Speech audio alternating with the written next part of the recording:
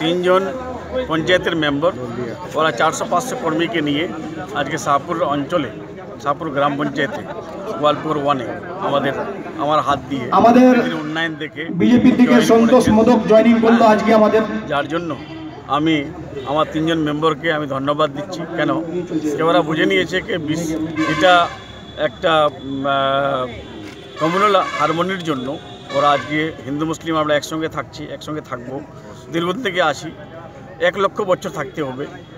যে বীজগুলো ছাড়ছে ওই বীজ থেকে উত্তেজিত হয়ে এরা আজকে আমাদের দল জয়েন। লোকসভা নির্বাচনের আগে কেন জয়েন?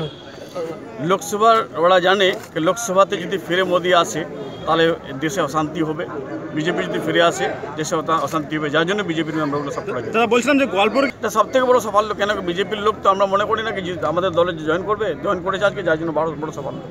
এখানে তো বিজেপির নাই, আমার তাও কয়েকজন ছিল, ওরা আমার কাছে গিয়েছিল দিদির উন্নয়ন দেখে, আমাদের মাননীয় মুখ্যমন্ত্রী মমতা ব্যানার্জির উন্নয়ন দেখে, আমার উন্নয়ন দেখে, আমাদের এলাকার ভালো দেখে, আর আরএসএস আর বিজেপির যেগুলো অপপ্রচার হচ্ছে ওদের থেকে সরে ওরা একসঙ্গে একটা প্রতিজ্ঞা নিয়েছে, হিন্দু মুসলিম আমরা একসঙ্গে ছিলাম, একসঙ্গে থাকবো, একসঙ্গে ছিলাম।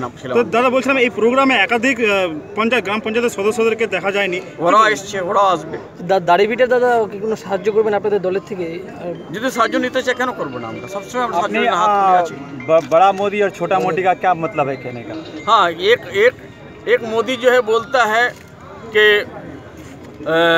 दोनों मोदी जो है एक ही जैसा है, क्या कहते हैं, कौम के नाम पर, हिंदू मुस्लिम के नाम पर वोट लेने की कोशिश करता है, उनके खिलाफ हमारा। वो दोनों मोदी कौन जैसे?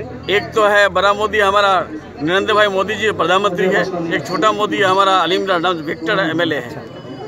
वो